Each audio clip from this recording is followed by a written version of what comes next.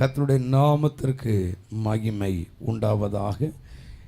ஏசாயா தீர்க்க தரிசன புஸ்தகம் அதனுடைய 60வது அதிகாரத்தில் 1ஆம் வசனத்திலிருந்து ஸ்தோத்திரம் நாம் 3 வசனங்களை நாம் வாசிக்க போகிறோம்.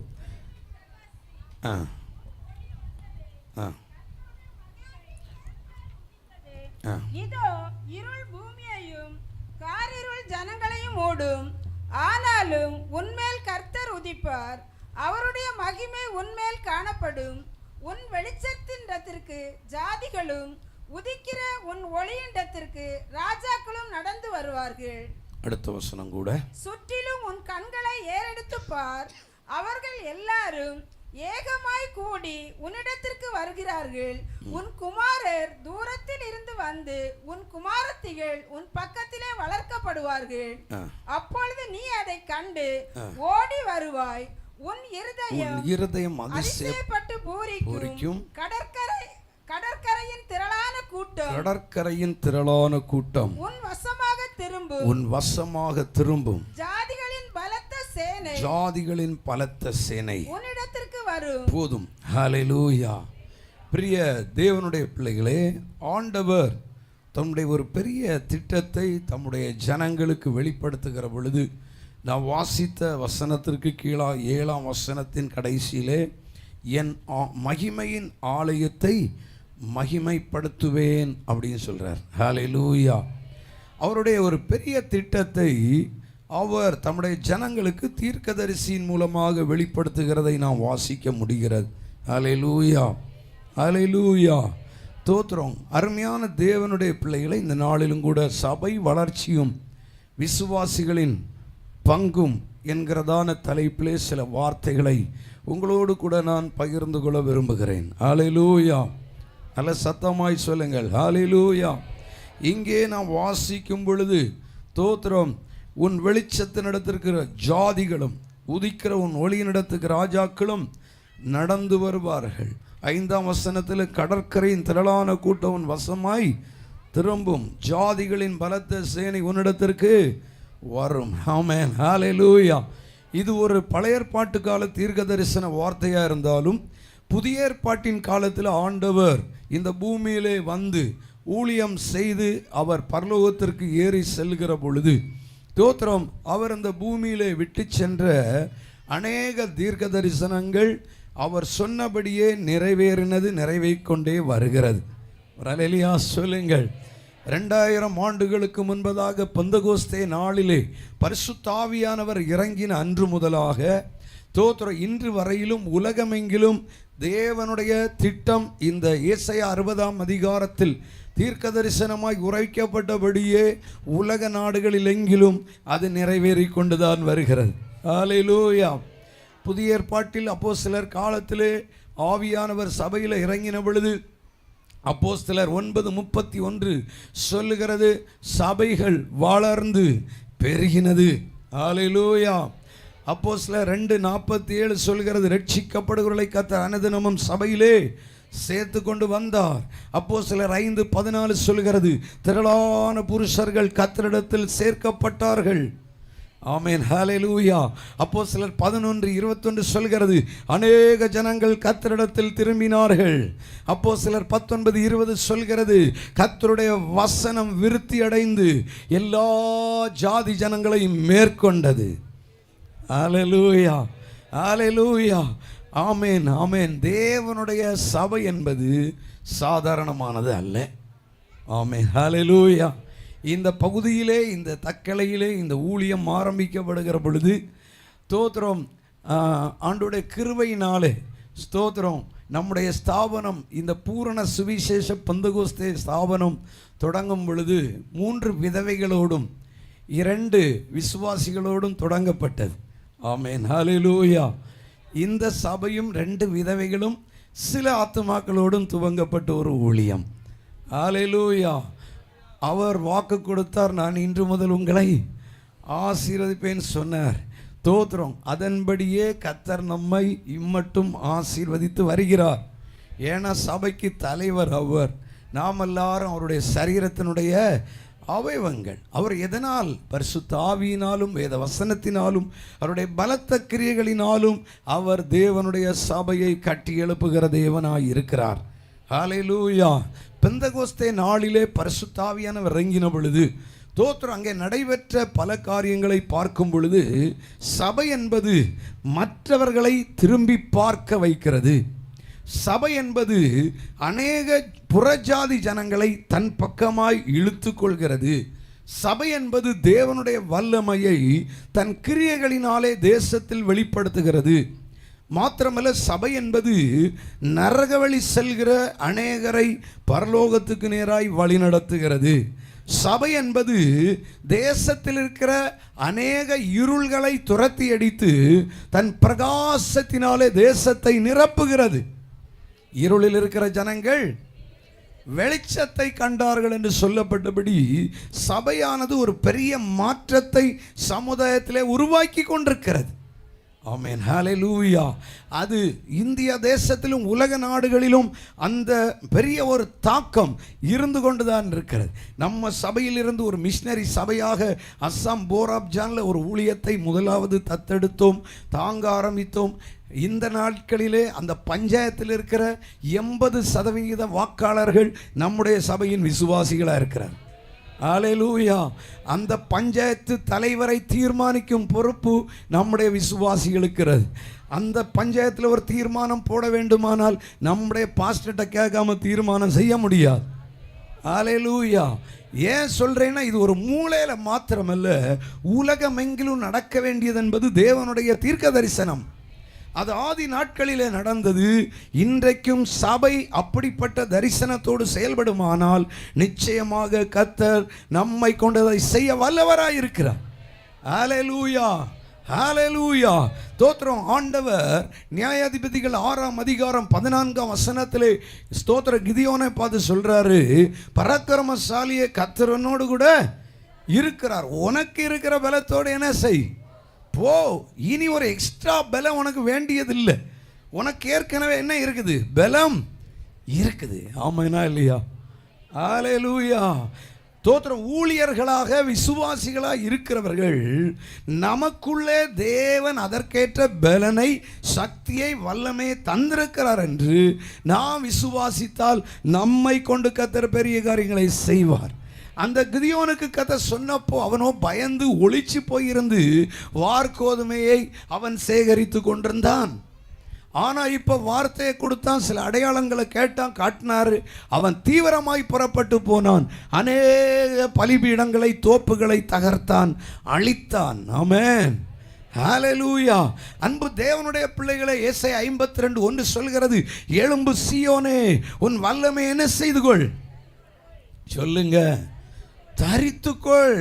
அப்ப சபையானது தேவன் தந்திருக்கிற வல்லமையை தரித்து கொள்ளும் பொழுது ஏதோ ஒரு மூலையில் அல்ல, நம்முடைய பட்டணத்திலே, நம்முடைய தேசத்திலே ஒரு பெரிய மாற்றத்தை, மறுமலர்ச்சியை கொண்டு வர கர்த்தர் நம்மை பயன்படுத்துவார். நடக்குமா? நடக்காதா? ஹல்லேலூயா. அருமையான தேவனுடைய பிள்ளைகளை, நான் வேகமாக சில காரியங்களை உங்களோடு கூட பகிர்ந்து கொள்ள போகிறேன். ஏன்னா ஆதி சபையினுடைய வளர்ச்சி 2000 ஆண்டுகள் ஆகிறது. அந்த ஆதி நூற்றாண்டிலிருந்து இன்றைக்கு உலகத்தில் இருக்கிற மக்கள் தொகையில் கிட்டத்தட்ட 60% ஜனங்கள் இந்த வேத புஸ்தகத்தை அறிந்து ஆராதிக்கிற ஜனங்களாக மாற்றப்பட்டிருக்கிறார்கள். ஹல்லேலூயா. ஒருவேளை இந்திய தேசத்திலே வளர்ச்சி விகிதம் குறைவாக இருந்தாலும் உலக அளவிலே அன்றைக்கு ஒரு மூலையில் 120 பேரால் துவங்கப்பட்டதான எழுப்புதல் இன்னைக்கு உலகத்தையே கலக்கும் அளவிற்கு தேசத்தில் இரும்பு தோத்திரம், ஆமென், கதவுகளால் போடப்பட்ட தேசங்களை கூட இன்றைக்கு உடைத்து நெருக்கி கொண்டிருக்கிறது. ஹல்லேலூயா. அநேகர் ஆதிக்கத்தினால், சட்டதிட்டங்களினால் அடைத்து நொறுக்கி ஒடித்து விடலாம் என்று நினைத்த இடங்களில் எல்லாம் தேவ திட்டம், தீர்க்க தரிசனம் அன்றைக்கு எப்படி எழும்பி பிரகாசி உன் ஒளி வந்தது, கர்த்தருடைய மகிமை உன்மேல் உதித்ததென்று சொன்னப்போ அவர் என்னென்ன காரியங்களை சொன்னாரோ அது இன்றைக்கும் நிறைவேறி கொண்டுதான் வருகிறது. ஹல்லேலூயா. முதலாவது தோத்திரம், எனக்கு தேவன் கொடுத்த வெளிச்சத்தின்படி சில காரியங்களை சொல்றேன். அப்போஸ்தலர் 2ஆம் அதிகாரம் 47ஆவது வசனத்தில் அதன் துவக்கத்தில் ஒரு வார்த்தை இருக்கிறது, வாசியுங்கள். தேவனை துதித்து. போதும். ஹல்லேலூயா. முதலாவது தேவனுடைய பலத்த கிரியை தேசத்தில் வெளிப்படும்னா தோத்திரம், முதலாவது தேவனை ஆராதிப்பது. அல்லேலூயா. தேவ பிள்ளைகளே ஸ்தோத்திரம். இந்த நாட்களில் அதிகமாய் நாம் செய்ய வேண்டிய ஒரு பெரிய விஷயம் என்னன்னா தோத்திரம், ஆண்டவர் ஏசாயா 43ஆம் அதிகாரத்தில் 8ஆம் வசனம் நினைக்கிறேன், 43:21 சொன்னார், இந்த ஜனத்தை எனக்கென்று ஏற்படுத்தினேன், இவர்கள் சபையை கட்டுவார்கள், காணிக்கை கொடுப்பார்கள் சொல்லல, ஊழியம் செய்வார்கள் சொல்ல. முதல்ல என்னதான், இவர்கள் என் துதியை, முதல் வேலையை நமக்கு என்ன வேலைன்னா, அன்றைக்கு பரலோகத்தில் தேவதூதர்களில் ஒரு கூட்டம் பெருமையினால் விழுந்து போயிட்டாங்க. அவங்கள பரலோகத்தில் வச்சிருந்தார். அவங்க வேலையை என்ன வேலை தான், அவரை ஆராதனை செய்கிற வேலை. அவங்க பெருமையினால் விழுந்துட்டாங்க. ஆண்டவர் இப்போ நம்மளை எதுக்காக ஏற்படுத்தி இருக்கிறார்னா, இந்த ஜனத்தை ஏற்படுத்தினேன், அவங்களுக்கு முக்கிய வேலை என்னதான், ஆமாம், அவரை பாடுறது, துதிக்கிறது, ஆராதிக்கிறதா முக்கியமான வேலை. ஏன்னா யாத்திராகமம் 20ஆம் அதிகாரம் 24ஆம் வசனத்தில் சொன்னார், என் நாமத்தை பிரஸ்தாபப்படுத்துகிற எந்த ஸ்தானத்திலும் நான் உன்னிடத்தில் வந்து உன்னை என்ன பண்ணுவேன், ஆசீர்வதிப்பேன். அது உங்கள் வீடாக இருக்கலாம், உங்கள் வேலை ஸ்தலமாக இருக்கலாம், பள்ளியாக இருக்கலாம், கல்லூரியாக இருக்கலாம், ஆலயமாக இருக்கலாம். ஒருவேளை நீங்கள் விமானத்தில் பயணம் செய்யும் பொழுது என்ன பண்ணலாம், அவரை துதிச்சுட்டே போனீங்கன்னா அங்கேயும் அவர் இறங்குவார், அங்கேயும் அவர் ஆசீர்வதிப்பார். ஆமென். அப்போ நம்ம எங்கே சென்றாலும் முதல் வேலை என்னதுதான், தோத்திரம். ஹல்லேலூயா. ஊழியம் எல்லாம் ரெண்டாவது, வேலையெல்லாம் ரெண்டாவது, கொடுப்பதெல்லாம் அடுத்த கட்டம்தான். முதல் வேலையை இங்கே இருக்கிற குழந்தைகள் முதல் பெரியவர்கள் வரைக்கும் நம்ம வாயை திறந்து கர்த்தரை என்ன பண்ணணும், துதிக்கணும், அவர் ஆராதனை செய்யணும். இப்போ பரிசுத்த ஓய்வு நாள் வச்சுங்க, இந்த 10 மணிக்கு தொடங்குகிற ஆராதனைக்கு நீங்களும் எப்போ வந்துடணும், ஏன்னா ஒரு 11:30 வரைக்கும் தான் பாடல் ஆராதனை, அப்படிதானே? அப்போ நீங்கள் எல்லாரும் சேர்ந்தனமா அவரை பாடி மகிமைப்படுத்தும் பொழுது தோத்திரம். ஏசாயா 6ஆம் அதிகாரத்தில் நம்ம வாசிக்கும் பொழுது சேராபீன்கள் ஒன்று கூடி என்ன சொல்றாங்க, சேனைகளின் கர்த்தர், சேனைகளின் கர்த்தர் சொல்லுங்க, சேனைகளின் கர்த்தர். அப்போ பரிசுத்தர் பரிசுத்தர் பரிசுத்தர் என்று சொல்லி அவங்க ஆராதனை செய்யும் பொழுது கர்த்தருடைய மகிமை இறங்குகிறது. அல்லேலூயா. கீழே வாசிக்கிறோம், வஸ்திர தொங்கலினால் தேவாலயம் நிறைந்திருந்தது. அவர்கள் கூப்பிடுகிற சத்தத்தால் நிலைக்கால்கள் என்ன செஞ்சுதான். ஓ அல்லேலூயா. அப்போ ஆராதனை எப்படி இருந்திருக்கும் பாருங்க. வாயே இங்கே பாருங்க, இப்போ இந்த மைக் இருக்கு பார்த்தீங்களா, தோத்திரம், லேசாக பேசினாலும் இது கொஞ்சம் சத்தமாக தூக்கி காட்டுது. ஆமென். அல்லேலூயா. ஆனால் அவர் என்ன சொல்கிறாருன்னா, நம்ம வாயினால் அவரை துதிக்கணும், அவரை மகிமைப்படுத்தணும். உன் வாயை தர தங்கச்சி, வாய விரிவாக தர. நிறைய பேருக்கு பாட்டு நேரம் குசு குசு குசு குசுன்னு மந்திரம், ஆனால் வேற ஏதாவது பேசணுன்னா மட்டும் ஊருக்கிடுங்க சத்தம் போடும். ஆமாவா இல்லையா? ஆமாங்க. அவங்க கூப்பிட்ட சத்தத்தினால அந்த ஆலயத்தின் நிலைக்கால்கள், ஓஹோ, நமக்கு ஒரு டெம்பரரியாக தான் போட்டிருக்கோம் தூணெல்லாம், இது ஒரு சின்ன ஆட்டம் கூட வரல. நீங்கள் கெட்டிடம் அசைஞ்சிரோன்னு பயந்து சத்தம் போடுவோன்னு தரல எனக்கு. அல்லேலூயா.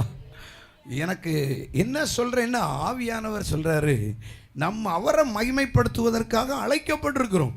ஆனால் பிசாசு என்ன செய்கிறான்னா, நம்மளை ஆராதிக்க விட மாட்டான். அல்லேலூயா. பாருங்க, பழைய ஏற்பாட்டின் காலத்தில் இஸ்ரவேல் ஜனங்கள் எகிப்திலிருந்து வெளியே வர விரும்பி அந்த தோத்திரம் பார்வோன்ட்ட போய் பேசுகிறான். யாரு? மோசே. பேசும்போது சொல்கிறார், யாத்திராகமம் 7ஆம் அதிகாரம் 16வது வசனத்தில், நாங்கள் எங்களுடைய குமாரரோடும் குமாரத்திகளோடும் எல்லாரோடு சேர்ந்து எங்கள் ஆடு மாடுகள் எல்லாரோடு சேர்ந்து எங்கே போகிறோம், அவரை ஆராதிக்க போகிறோம். அல்லேலூயா. அப்போ அந்த ஜனங்கள் எல்லாரும் சேர்ந்து ஆராதிக்கணும்னு விரும்பி கேட்குறான். ஆனால் அவன் என்ன செய்ய விட மாட்டான், உங்களை போகவே விட மாட்டேன்றான். அடுத்த கட்டம் அவனுக்கு சில பனிஷ்மெண்ட் ஆண்டவர் கொடுத்த உடனே என்ன பண்ணுறான்னா, நீங்கள் இங்கேயே கர்த்தரை என்ன செய்யுங்க, ஆராதனை செய்யுங்கன்றான். தோத்திரம். அல்லேலூயா. அடுத்த கட்டம் சொல்கிறான், நீங்கள் மட்டும் போங்க, உங்கள் பிள்ளைகள் மனைவி தோத்திரம் உங்கள் ஆடு மாடெல்லாம் இங்கே இருக்கட்டும். அல்லேலூயா. தோத்திரம். ஏன்பா இங்கே குறைச்சிங்க, எங்கே கேட்கல. தோத்திரம். அல்லேலூயா. தோத்திரம். அப்போது திரும்பவும் விடு, எங்கே போகணும்னு சொன்னால் சொல்கிறான், உங்கள் ஆடு மாடெல்லாம் இருக்கட்டும், நீங்கள் மாத்திரம் என்ன செய்யுங்க, எல்லாருமே போங்கன்றான். அப்போ பிசாசு என்ன செய்கிறான்னா, இவங்க ஆராதிக்க விரும்புகிறார்கள், அவன் ஆராதிக்க போகக்கூடாது என்பதில் குறியாக இருக்கிறான். வீட்டுக்கு ஒரு ஆள் போங்க, வீட்டில் அப்பா அம்மா மட்டும் போங்க, பிள்ளைகள் மட்டும் போங்க. சில அண்ணாச்சி மாதிரி, நீ முன்ன பெயரடியை, நான் இன்னும் வாரேன். புரிஞ்சா உங்களுக்கு? சில பிள்ளைகள்லாம், நீங்கள் எல்லாம் போங்க, நான் அடுத்த வண்டியில் வாரேன்.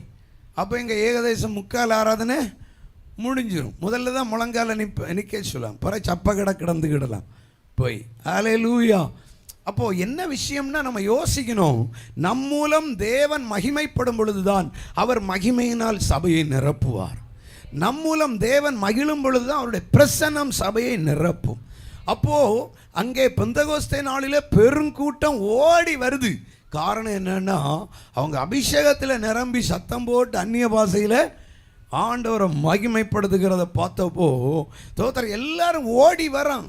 ஏன்னா அங்கே ஒரு விசேஷம் தெரிகிறது வரலாற்றில். அதாவது வேத அறிஞர்கள் சொல்கிறார்கள், தோத்தர் கிட்டத்தட்ட 17 ராஜ்யத்தை சார்ந்த 17 பாசைக்காரர்கள் பார்க்கும் பொழுது இந்த 120 பேர் கூடியிருந்த இடத்தின் மேலே தீபிடித்து எரிந்ததாக பார்த்தார்களாம்.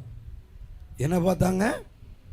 தீபிடிச்சு எரிந்ததாக பார்த்தாங்களாம். ஏன்னா அப்படிப்பட்ட ஒரு தெய்வீக மகிமை அந்த இடத்தை நிரப்பின உடனே தான் அவ்வளவு பேரும் ஓடி வரோம். இங்கே ஏதோ ஒரு வித்தியாசம் நடக்குது. ஒரு அல்லேலூயா சொல்லுங்கள். அல்லேலூயா. அருமையான தேவனுடைய பிள்ளைகளை, ஆகவே ஆசரிப்பு கூடாரத்தில் தேவ மகிமை இறங்கினது, சாலோமனின் ஆலயத்தில் தேவ மகிமை. இதுக்கெல்லாமே காரணம் என்னன்னா, அவர்கள் எண்ணிறந்த பலிகளை செலுத்தினார்கள். ஆராதனை எழும்பும் பொழுதுதான் கர்த்தருடைய மகிமை இறங்கும். கர்த்தருடைய மகிமை இறங்கும் பொழுதுதான் ஏசாயா 60 வாசிக்கிறோம், உதிக்கிற உன் ஒளியினிடத்துக்கு ராஜாக்களும் ஜாதிகளும் என்ன செய்வார்களாம்? நடந்து வருவார்கள். ஹல்லேலூயா. ஏன்னா இப்போ பெரிய காரணம் நம்ம சபைக்கு வராது, கொஞ்ச நாளில் வந்துடும், ஆனால் இப்போ வராது. ஒரு அல்லேலூயா சொல்லுங்கள். அப்போ பெரிய பெரிய வண்டியை ரோட்டில் விட்டுட்டு எப்படி தான் வர முடியும்? பெரிய ஆட்கள்லாம் நடந்து தான் வர முடியும். நீங்கள் விசுவாசிக்கணும், எங்கள் சபைக்கு பெரிய பெரிய அதிகாரிகள் வரணும், அரசியல்வாதிகள் வரணும். ஆமேன். ஹல்லேலூயா. ஆமாம், பெரிய பெரிய தோத்திரம் மனிதர்களை கத்த ரட்சித்து சபைக்கு நேராக கொண்டு வரணும். ஏன்னா மகிமை இறங்கும் பொழுது கத்த செய்வார். ஹல்லேலூயா. அப்போ தேவனுடைய பிள்ளைகளே, அந்த ஆராதனை எழும்பும் பொழுது எரிகோவை கத்தர் உடைத்து போடுகிறார். ஆராதனை எழும்பும் பொழுது எதிரிகளை கத்தர் தீர்த்து கட்டி விடுகிறார். ஆமாவா இல்லையா? இதெல்லாம் வேதத்தின் வரலாறு.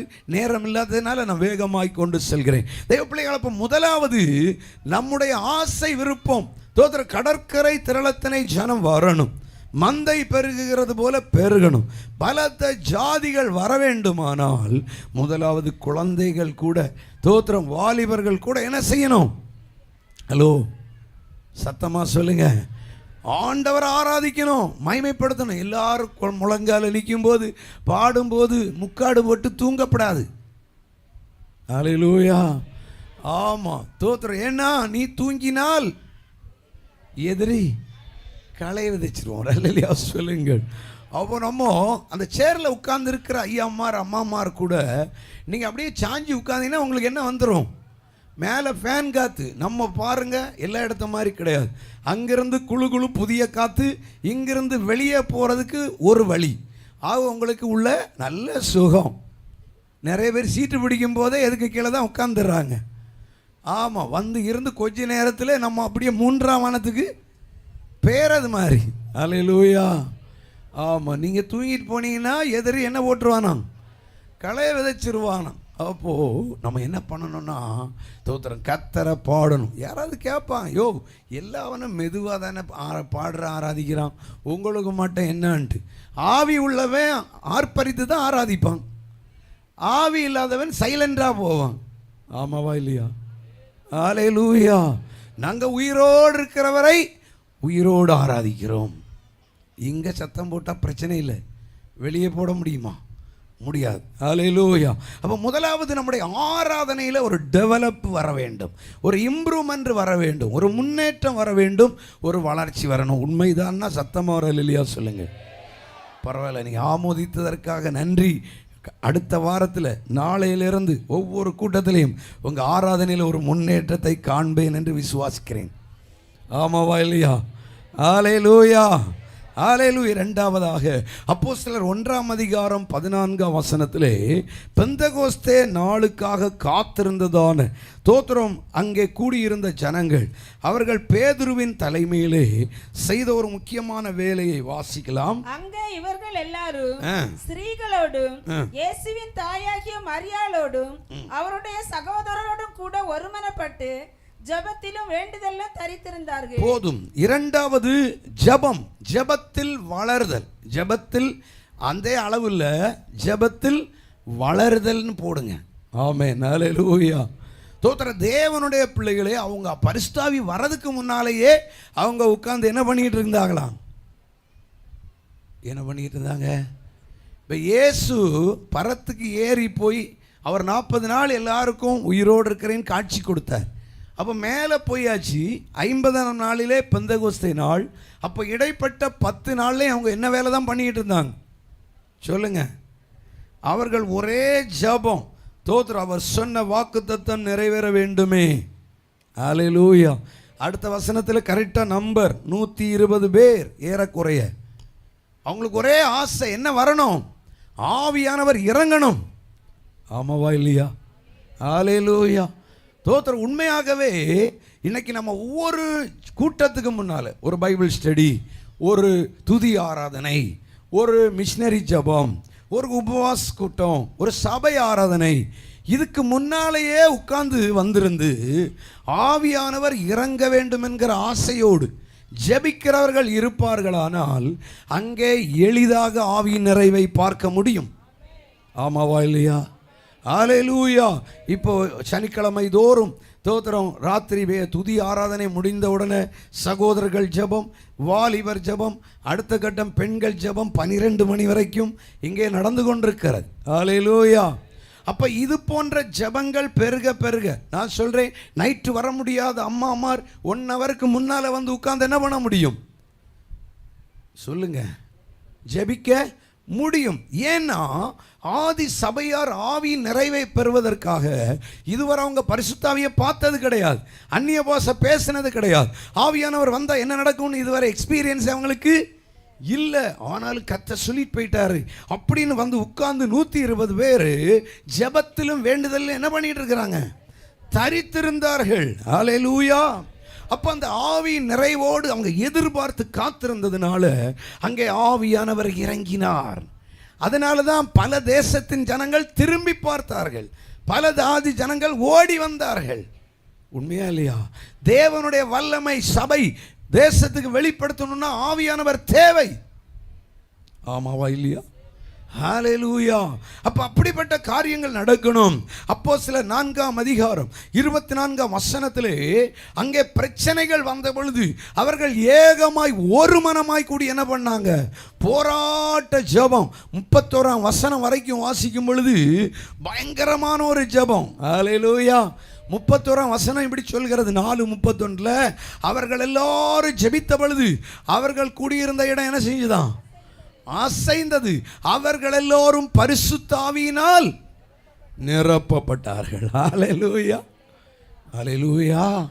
அப்ப அவர் எல்லாருமே அங்க பாஸ்டர் இருந்தாருன்னு எழுதப்படலை, அப்போஸ்தலர்கள் ஜெபம் நடத்தினார்கள் என்று எழுதப்படலை.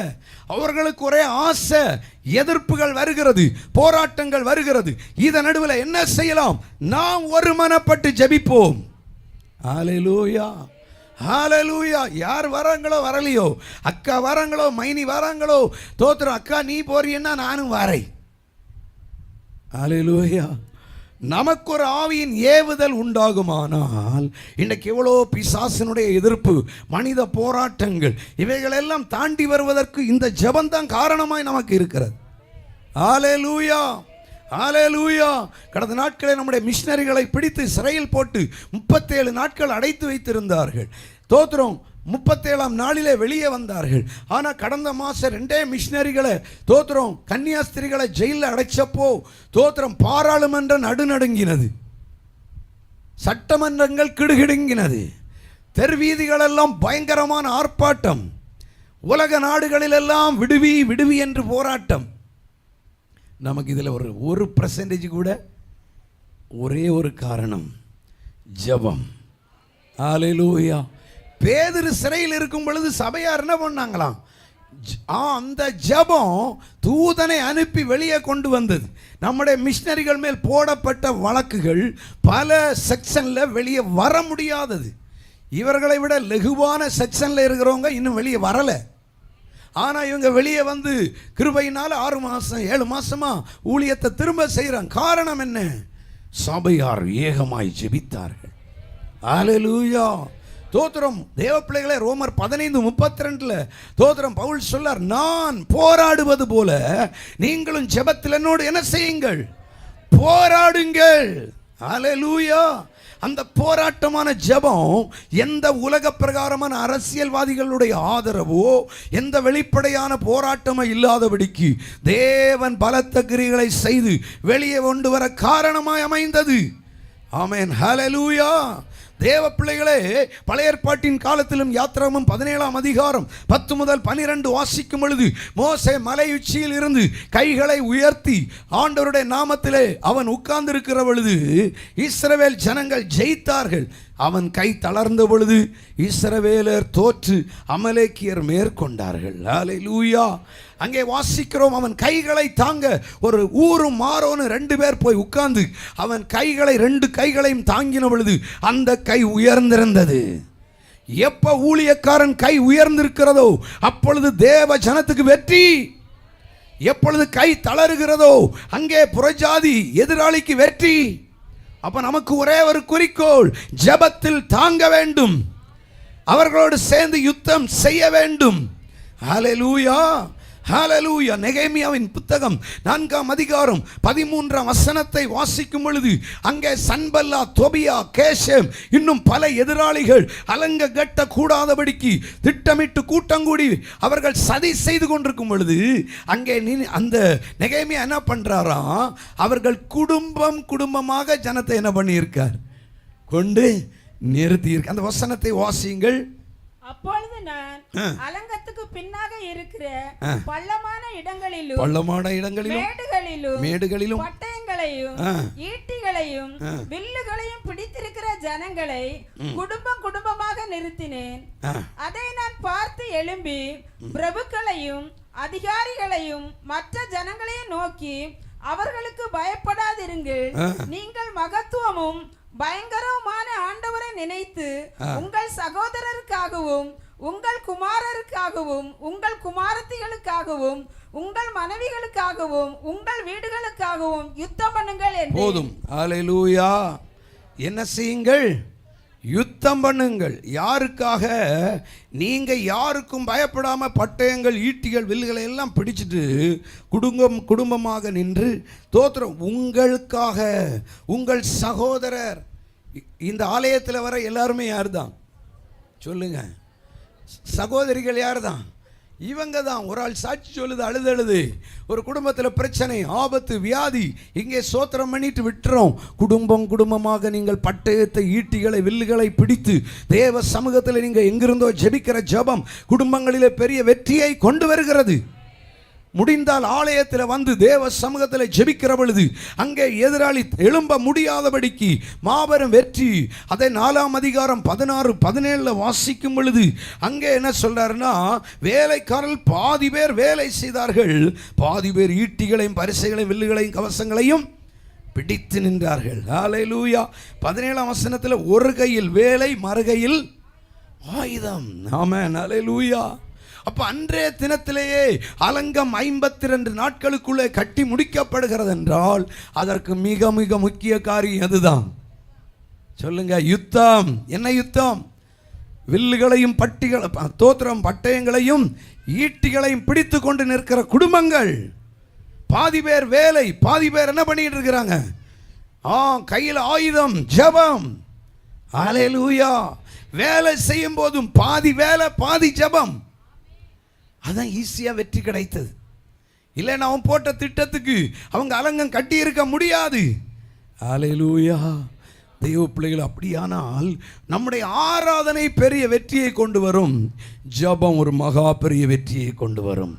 அது தனியாக இருக்கலாம், குழுவாக இருக்கலாம், குடும்பமாக இருக்கலாம். தோத்திரம் இந்த ஆலயத்தில் வந்திருந்து உங்களுக்கு வாய்ப்பு கிடைக்கும் பொழுதெல்லாம் ஜெபித்து கொண்டே இருக்கும் பொழுது கர்த்தருடைய அக்கினி இங்கே எரிந்து கொண்டிருக்கும். அல்லேலூயா. அப்படி ஜெபிக்க ஜெபிக்க நம்ம அப்போஸ்தலர் 4ஆம் அதிகாரம் அதனுடைய 30ஆம் வசனத்தில் வாசிக்கும் பொழுது அவங்க அப்படி கூடி ஜெபித்த பொழுது அங்கே பலத்த கிரியைகள் நடந்தது. அப்போஸ்தலர்கள் தைரியமாய் வசனத்தை சொன்னார்கள். அல்லேலூயா. அவர்களை கொண்டு என்ன நடந்ததா? தோத்திர அற்புத அடையாளங்கள் நடந்தது. ஆமென். அல்லேலூயா. ஏங்க நம்மளால ஒன்றும் செய்ய முடியாது. ஆனால் ஜெபிக்கும் பொழுது மோசேயின் கையை தாங்கினது போல தாங்கும் பொழுது நெகேமியாவோடு சேர்ந்து ஆயுதங்களை பிடித்து கொண்டு நின்ற பொழுது அன்றைக்கு வந்த வெற்றி இன்றைக்கும் கர்த்தர் தர வல்லவராக இருக்கிறார். அல்லேலூயா. தேவராஜ்யம் கட்டப்படுவதற்கு நம்முடைய பலமோ பராக்கிரமம் அல்ல, பரிசுத்தாவியின் பலன் தான் தேவை. அவர் இறங்காவிட்டால் நம்முடைய பிரயாசங்கள் எல்லாம் விருதாவாக மாறிவிடும். ஆகவே தயவு செய்து நிச்சயமாக அதை செய்ய வேண்டும். மூன்றாவதாக அப்போஸ்தலர் 2ஆம் அதிகாரத்தில் 43வது வசனத்தை, எல்லாருக்கும் பயம் உண்டாயிற்று. போதும், எல்லாருக்கும் என்ன உண்டாயிற்று? ரொம்ப முக்கியமான ஒரு காரியம். எல்லாருக்கும் என்ன உண்டாயிற்று?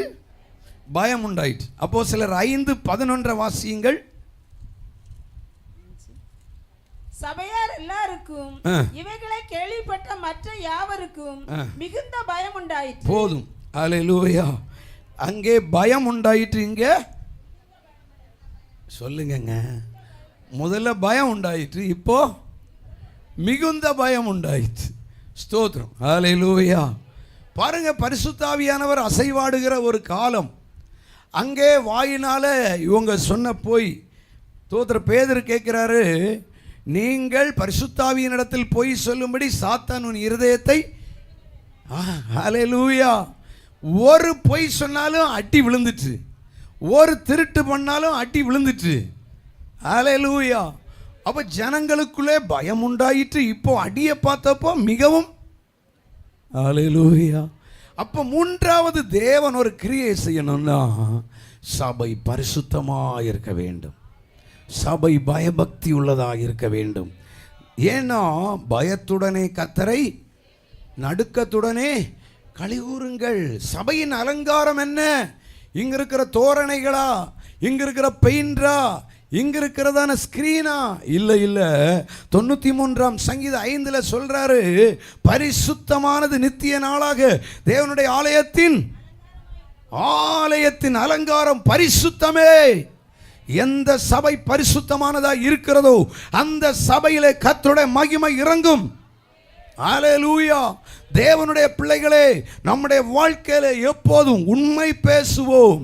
தோத்திர இருதயத்தை சுத்தமாக்குவோம். நம்முடைய கைகளை சுத்திகரிப்போம், சிந்தனைகளை சுத்திகரிப்போம், கண்களை சுத்திகரிப்போம். எவ்வளவு தூரம் பரிசுத்தம் இருக்கிறதோ அப்பாண்டவர் சொல்வார், இந்த ஸ்தலத்தை நான் விரும்பினபடியால். சொல்லுங்க. இங்கே அவன் நம்ம வீடாக இருந்தாலும் அப்படிதான், சபையாக இருந்தாலும் சரிதான். சபை கேம்பஸ்குள்ள ஆண்டவருக்கு பிடிக்காத ஒரு காரியம் செய்யக்கூடாது. அல்லேலூயா. ஆமாம், அந்த கேம்பஸ்குள்ள சினிமா பாட்டு போட்டிங்கன்னா உங்களுக்கு சாபம் கிடைக்கும். அல்லேலூயா. ஆண்டவருக்கு பிரியமில்லாத ஒரு காரியத்தை கொண்டு வரக்கூடாது.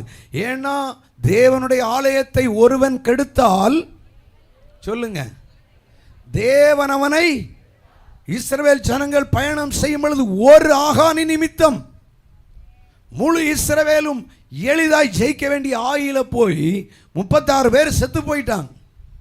அல்லேலூயா. 2000 பேரோடு போய் ஜெயிக்க வேண்டிய இடம்தான். ஆனா காரணம் என்ன? உள்ளே இருந்த பாவம். சொல்லுங்கள், என்ன காரணம்? பாவம். அல்லேலூயா. ஆகவே பரிசுத்த அலங்காரத்துடனே கர்த்தரை தொழுது கொள்ளுங்கள். கர்த்தருடைய ஆவியானவர் இறங்கணும்னா அவருடைய பேரே பரிசுத்த ஆவியானவர். என்ன ஆவியானவர்? பரிசுத்தம் இருக்கிற இடத்துல தான் ஆவியானவர் இறங்குவார். ஆவியானவர் இறங்குவதற்கேற்ற ஒரு பரிசுத்தம். இருதயங்களிலே தேவ அன்பு, இருதயத்தில் கசப்பு, இருதயத்தில் வைராக்கியம், இருதயத்தில் கோபம், சண்டை, பகை எதுவுமே இருக்கக்கூடாது. ஆதி சபையார் எல்லாருக்கும் ஒரே மனமும் ஒரே இருதயமும். அல்லேலூயா. அப்போ ஆவியானவர் அங்கே இறங்கிட்டார். அப்போ இருதயத்தில் யாருக்கும் கசப்பு, கோபம், வைராக்கியம் ஒன்றுமே. அப்போ நம்ம உண்மையாக இப்படிப்பட்ட தேவனுடைய மகிமை இறங்கணும். நம்ம ஏசாயால வாஸ்தவ மாதிரி உதிக்கிற ஒளியினிடத்துக்கு ராஜாக்கள் ஜாதிகள் வரணும்னா என்ன இருக்கணும்னா பரிசுத்த ஆவியானவர் வரணும்னா பரிசுத்தம் விளங்க வேண்டும். அல்லேலூயா. ஒவ்வொருத்தருக்கும் இருதயம் துடிக்கணும். என் நிமித்தம் தேவ மகிமை எடுபட்டு போய்விடக்கூடாது. என் நிமித்தம் ஆவியானுடைய கிரியை தடைபட்டு விடக்கூடாது. என் நிமித்தம் தேவன் சபையை விட்டு போய்விடக்கூடாது. அல்லேலூயா. அப்படிப்பட்ட உண்மையான ஒரு வைராக்கியத்தோடு தோத்திரம், ஒரு பரிசுத்த வைராக்கியம் உடையவர்களாய்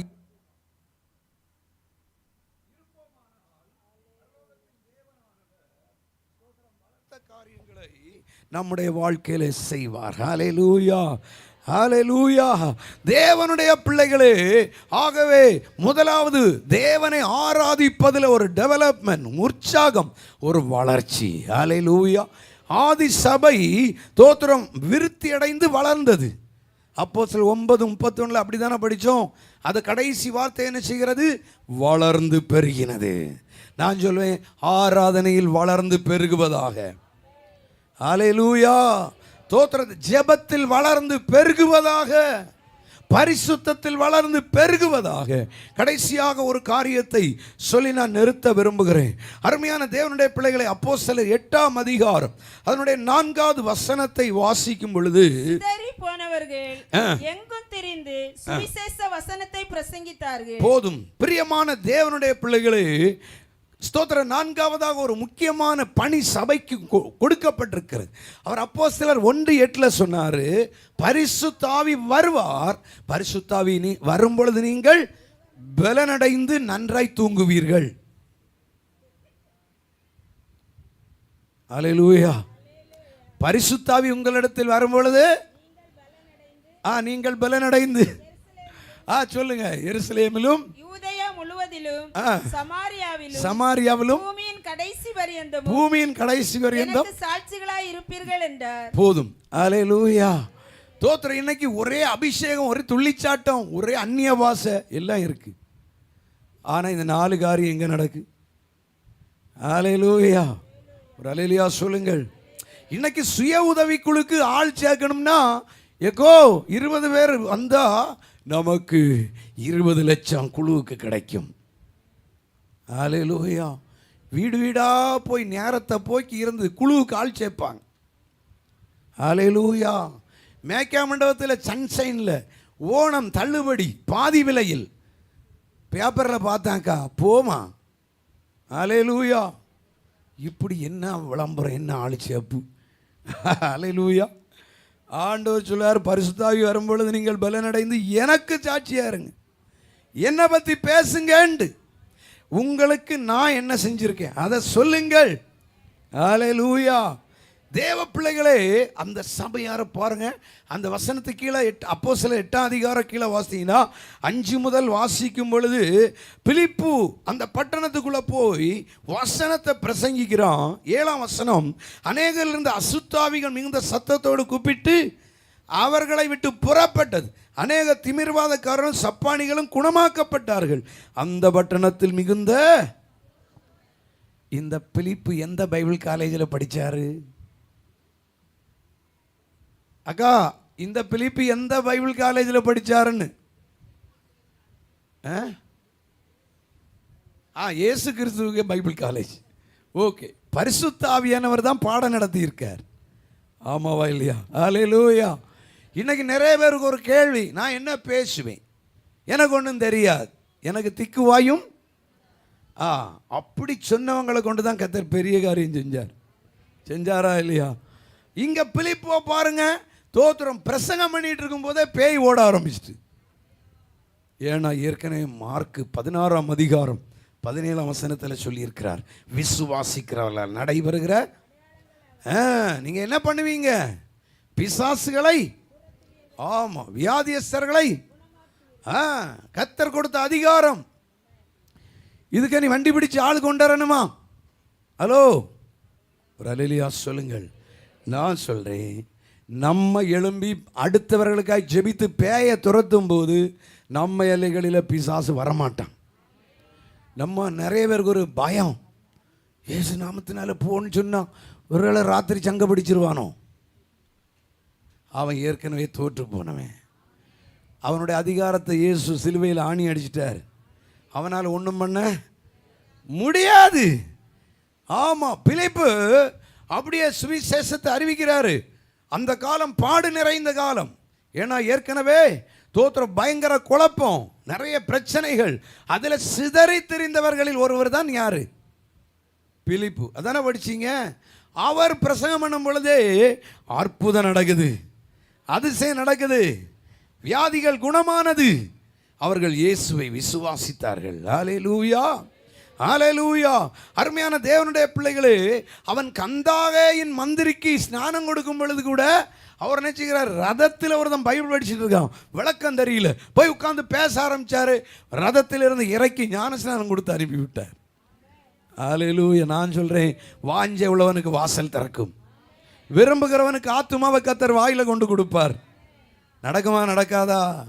ஹல்லேலூயா. உங்களுக்கு ஒரு ஆசை இருக்கணும், என்ன கொண்டு 4 பேருக்கு ஜெபம் பண்ணி சுகத்தை கொடுத்து ஆலயத்துக்குள்ள கொண்டு வந்து உட்கார வைக்கணும். ஆமேன். நம்மவே யாராவது தீர்க்க தரிசனம் சொல்ல மாட்டாவளாம் டிவிக்கும் உட்கார்ந்தா. நம்ம சாவது வரைக்கும் அப்படிதான் இருப்போம்.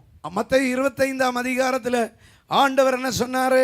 தோத்திரம் 14 - 30 வரை பெரிய பகுதி ஆண்டவர் தாளந்து கொடுத்தார். ஓ வாணி, உனக்கு 5, உனக்கு 2, உனக்கு 1, எல்லாம் வாங்கியாச்சு. தோத்திரம் எல்லா தாளந்தையும் வாங்கிட்டு இன்னும் ஏதாவது கிடைக்குமான்னு காவல். யாரு? சூப்பர் சீனியர் விசுவாசிகள்.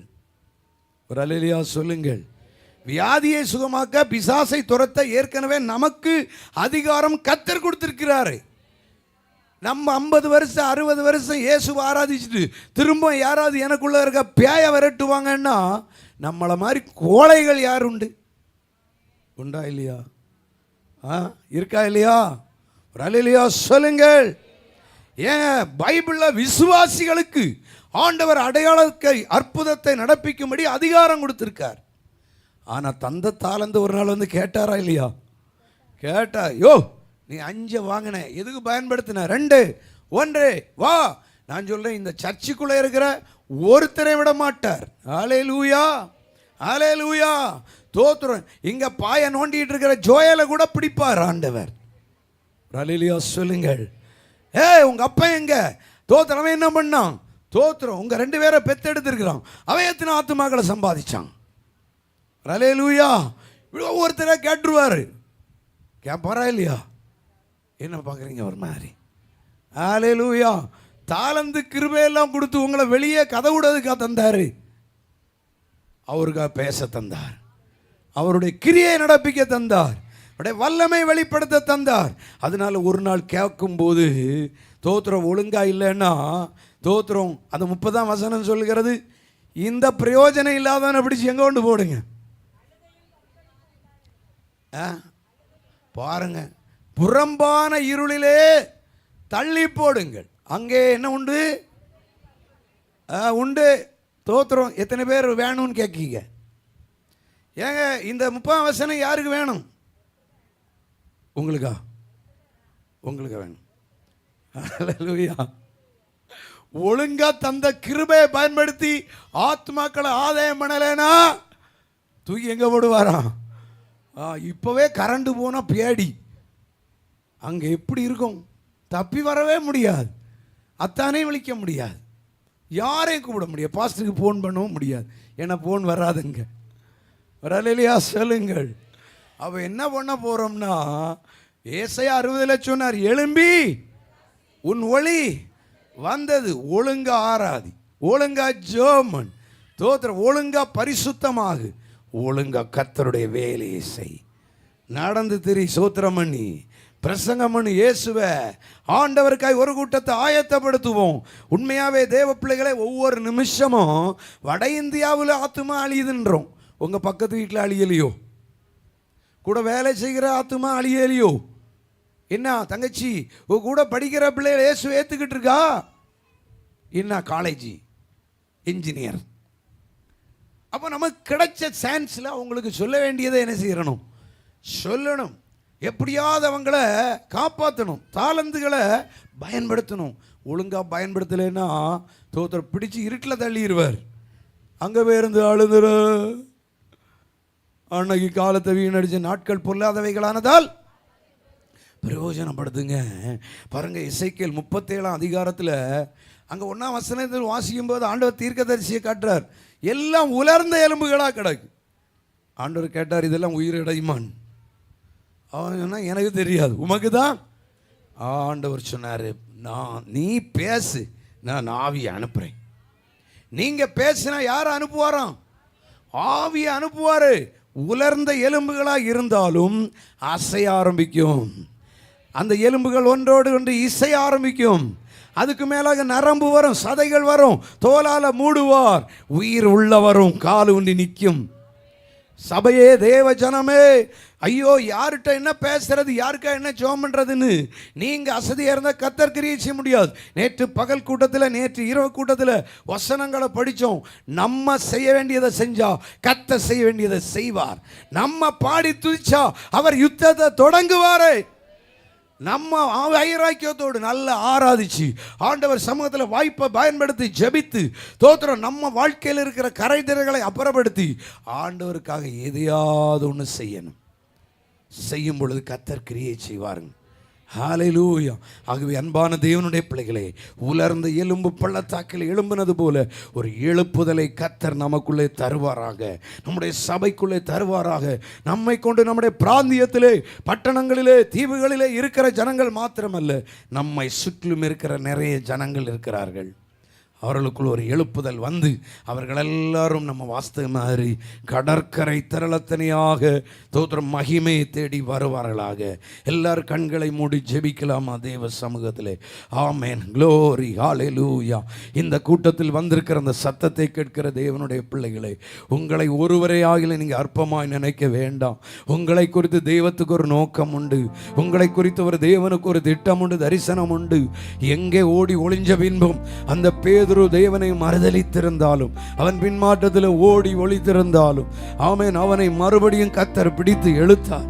அவனை கொண்டு செய்ய வேண்டிய காரியத்தை அவனை கொண்டு செய்யும்படிக்கு அவனை தேவன் பயன்படுத்தினான்.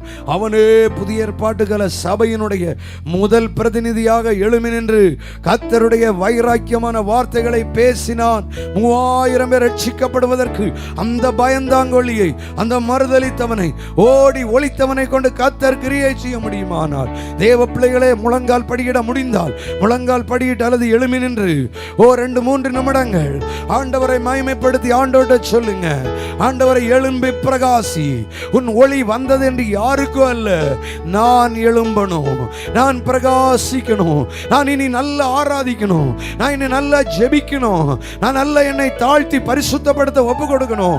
மாத்திரமல்ல, என்னை கொண்டு ஒரு சிலரை ஆகிலும் ஆதாயம் பண்ணுவதற்கு என் எஜமானன் எனக்கு கொடுத்திருக்கிற தாளந்துகளை என் இயேசுவுக்காக நான் பயன்படுத்தணும். எப்படியாவது அழியும் ஜனத்தை மீட்டெடுக்கணும். மந்தை பெருகுகிறது போல மனிதர்கள் பெருகத்தக்கதாக, பலத்த ஜாதிகள் இங்கே வரத்தக்கதாக, ஒரு மகிமையின் ஊழியமாக இந்த ஊழியம் மாறத்தக்கதாக 2025ஆம் ஆண்டினுடைய 2 பகுதிகளை முடித்து விட்டேன் ஐயா. இருக்கிற 9ஆம் மாதம் 3வது பகுதி ஆரம்பிக்கிறது. அந்த பகுதியில் ஒரு ஜெயம் சபைக்கு உண்டாக, பட்டணங்கள் கிராமங்களை கீழ்ப்படுத்துகிற ஒரு சபையாக தேவன் மாற்றும்படியாக. ஆமென். தேவ பிள்ளைகளே, ஒரே ஒரு வசனத்தை நீங்க ஜெப நிலைமையில் இருக்கும் பொழுது சொல்றேன். அப்போஸ்தலர் 19ஆம் அதிகாரம் 20ஆம் வசனத்தை வாசிக்கும் பொழுது அங்கே தேவனுடைய வசனம் விருத்தி அடைந்தது. தோத்திரம், மற்ற எல்லா காரியங்களும் தோத்திரம் ஒன்றுமில்லாமல் போனது. தோத்திரம், இந்த வசனம் மற்றவைகளை மேற்கொண்டது. தோத்திரம், இவ்வளவு பலமாய் கர்த்தருடைய வசனம் விருத்தி அடைந்து எல்லா உலக ஆவிகளை மேற்கொண்டது. உலக ஆதிக்கங்களை மேற்கொண்டது. உலகத்துள்ள எல்லா கிரியைகளை மேற்கொள்ளும் ஒரு காரியத்தை கர்த்தர் இந்த நாட்களிலே நிச்சயம் செய்ய முடியும். உலர்ந்த எலும்புகளை உயிர்ப்பித்த தெய்வம் நிச்சயம் ஒரு உயிர்ப்பித்தலை தருவாராக, ஒரு எழுப்புதலை தருவாராக. இதுவரை செயல்படாதவர்கள் செயல்படுவார்களாக, இதுவரை பேசாதவர்கள் பேசுவார்களாக, இதுவரை பாடாதவர்கள் பாடுவார்களாக, இதுவரை செபிக்காதவர்கள் செபிப்பார்களாக, இதுவரை பரிசுத்தத்தை குறித்து ஒரு ஆசை இல்லாதவர்களுக்குள்ளே ஒரு பரிசுத்தத்தை குறித்து ஒரு பயம் உண்டாவதாக. ஆதி சபையாருக்குள்ளே பயம் உண்டாயிற்று, மிகுந்த பயம் உண்டாயிற்று. பிரதர் சிஸ்டர், தம்பி தங்கச்சி, இன்னைக்கு தண்டனை கிடைக்கலங்கிறதுனால நீ துணிகரமா பாவத்தை செய்யாத. ஆண்டவர் எல்லாத்தையும் பார்த்துட்டு இருக்கிற தெய்வம். ஓ, அப்படிப்பட்ட ஒரு தண்டனைக்கு நீ நானும் ஆளாகி விடாதபடிக்கு பரிசுத்தமே எங்கள் ஆலயத்தின் அலங்காரம். பரிசுத்தர் வர வேண்டுமானால் ஓ, பாவ கிரியைகளை சபையை விட்டு அப்புறப்படுத்தி, ஓ ஜீசஸ், ஹalleluya ஹalleluya, இந்த கல்லின் மேலன் சபையை கட்டுவேன், பாதாளத்தின் வாசல்கள் மேற்கொள்ளுவதில்லை. ஆமென். இந்த கல்லின் மேலன் சபையை கட்டுவேன், பாதாளத்தின் வாசல்கள் மேற்கொள்ளுவதில்லை. கூடார மீதல் இறங்கிய மேகம் தேவாலயத்தை நிரப்பிய மகிமை. கூடார மீதல் இறங்கிய மேகம் தேவாலயத்தை நிரப்பிய மகிமை. வீட்டில் வாழ்ந்ததோ பலத்தாகி முடிவதோரை நிறைத்த ஆவி. வீட்டில் வாழ்ந்ததோ பலத்தாகி முடிவதோரை நிறைத்த ஆவி. தேவன் தமது சபையை கட்டுகிறார். நம் தேவன் தமது சபையை கட்டுகிறார். இந்த கல்லின் மேல சபையை கட்டுவேன், பாதாளத்தின் வாசல்களே கொள்ளுவதில்லை. ஓ, இந்த கல்லின் மேல சபையை ஒரு மகிமையின் ஆலயமாக பாதாளத்தின் வாசல்கள் மேற்கொள்ளுவதில்லை. கூடார மீதில் இறங்கிய வேகம் தேவாலயத்தை நிரப்பிய மகிமை. கூடார மீதில் இறங்கிய வேகம் தேவாலயத்தை நிரப்பிய மகிமை. வீட்டில் வந்தது பலத்தாகி முடிவதோரை நிறைத்த ஆவி. வீட்டில் வந்தது பலத்தாகி முடிவதோரை நிறைத்த ஆவி. தேவன் தமது சபையை கட்டுகிறார். நம் தேவன் தமது சபையை கட்டுகிறார். இந்த கல்லின் மேல சபையை கட்டுவேன், பாதாளத்தின் வாசல்கள் மேற்கொள்ளுவதில்லை. இந்த கல்லின் மேல சபையை கட்டுவேன், பாதாளத்தின் வாசல்கள் மேற்கொள்ளுவதில்லை. எல்லோரும் கைகளை தட்டி ஆண்டவரை ஸ்தோத்தரித்து, ஒரு விசேஷ தேவ மகிமை, ஒரு விசேஷ தேவனுடைய ஆளுகை எங்கள் ஆலயத்தை நிரப்பட்டும், எங்கள் ஊழியத்தை நிரப்பட்டும். ஆண்டவரே, நாங்கள் இன்றைக்கு இருக்கிற வண்ணமாக அல்ல ஆண்டவரே, பூமியை நிரப்புகிறவர்களாக, வசனத்தால் நிரப்புகிறவர்களாக, ஆவியினால நிரப்பி இருளை துரத்தி அடிக்கிறவர்களாக, ஆண்டவரே, புற ஜாதிகளை சபைக்கு நேரை திருப்பி கொண்டு ஆராதிக்க அழைத்து வருகிறவர்களாக, ஆண்டவரே, உலகமே திரும்பி பார்க்கிற அளவுக்கு ஒரு விசேஷ கர்த்தருடைய மகிமை எங்கள் எல்லைகளிலே இறங்கட்டும். ஆண்டவரே, கூடாரம் இதில் இறங்கிய மேகம் தேவாலயத்தை நிரப்பின மகிமை. எத்தனை பேர் ஆசையோடு சொல்றீங்க? அந்த மகிமை இறங்கணுமே, அந்த பிரச்சனை இறங்கணுமே. தேவ பிள்ளையே, நீ எழும்பி பிரகாசி, எழும்பி பிரகாசி. சபையே, ஆராதிக்க ஆரம்பி, ஜெபிக்க ஆரம்பி, பரிசுத்தத்திற்காக போராடு. ஆண்டவருக்காக ஓடி ஓடி சுவிசேஷத்தை அறிவிக்க, ஆண்டவருடைய நாமத்தினாலே சுற்றி சுற்றி தெருக்களிலே கிராமங்களிலே நடந்து சென்று கர்த்தரை துதிக்க துதிக்க தெருக்களில் இருக்கிற கிராமங்களில் இருக்கிற அசுத்தாவிகள் ஓடி போயிரும். ஒரு எழுப்புதலை கிராமம் காணட்டும், தெரு காணட்டும், பட்டணம் காணட்டும். எத்தனை பேருக்குள்ள அந்த தாகம் இருக்கிறது? உன்னால வெளியே போய் பேச முடியாது. உன் வாகனத்துல போய் ஆண்டவரை ஸ்தோத்திரம் பண்ணிட்டு வரலாம், பாடிட்டே வரலாம், நடந்து நடந்து கர்த்தரை துதிச்சிட்டே வரலாம். அசுத்தாவிகளை மேற்கொள்ளுகிற வசனம், அசுத்தாவியின் கிரியைகளை அழிக்கிற தேவ ஆவி சபையே உனக்கு கர்த்தர் கொடுத்திருக்கிறாரே. தேவ ஜனமே, ஹalleluya. ஒரு எழுப்புதலை, ஒரு அனலை, அக்கினியை பரிசுத்த ஆவியானவர் ஒவ்வொருவருக்குள்ள தந்து நடத்துவாராக. ஆமென் ஆண்டவரே, ஹalleluya. உண்மையாகவே நாம் வாசித்தது போல பலத்த ஜாதிகள் கர்த்தரிடம் திரும்ப வேண்டும். ஆமென். கடற்கரை தருளத்தின ஜனம் வர வேண்டும். உதிக்கிற ஒளியினிடத்துக்கு ராஜாக்களும் ஜாதிகளும் வர வேண்டும். அப்படிப்பட்ட ஒரு மகிமையான கிரியைகளை இந்த சபையை கொண்டு கர்த்தர் செய்வதற்கு எல்லாரும் கர்த்தரை ஸ்தோத்திரம் பண்ணுவோம். நெஞ்சில கை வைத்து சொல்லுங்க, என்னை கொண்டு இந்த ஊழியத்தில் நீர் எழுப்புதலை கொண்டு வருவதற்கு என்னை எப்படி பயன்படுத்த விரும்புகிறீரோ பயன்படுத்துவீராக.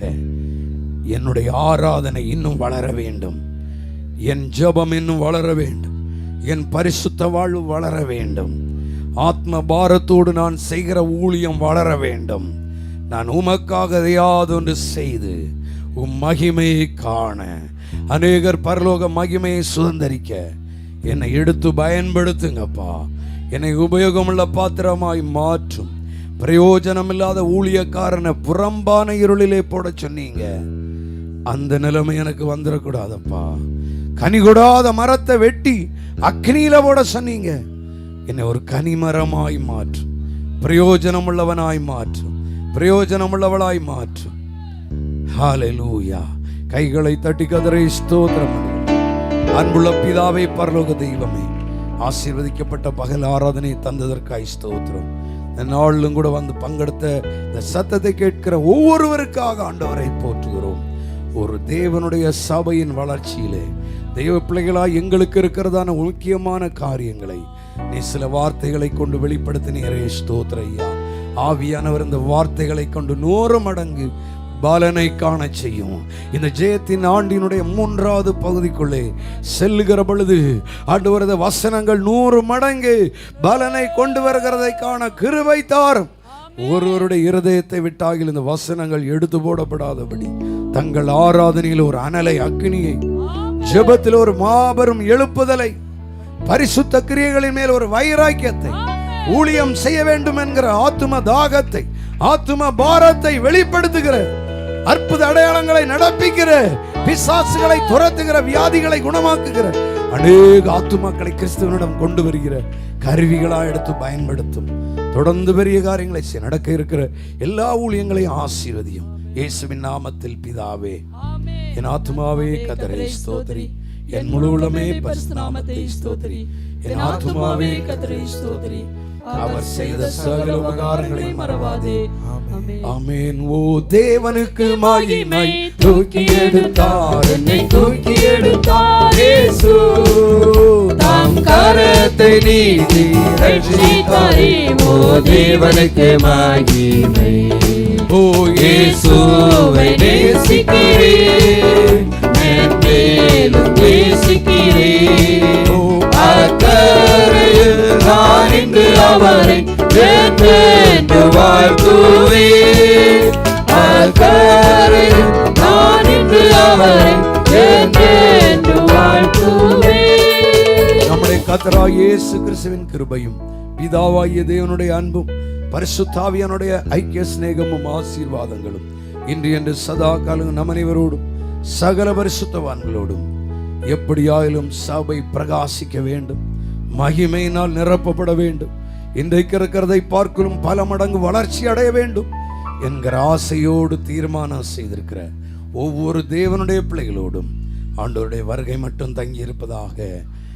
ஹல்லேலூயா, ஹல்லேலூயா, ஹல்லேலூயா. கர்த்தர் உங்களை ஆசீர்வதிப்பாராக.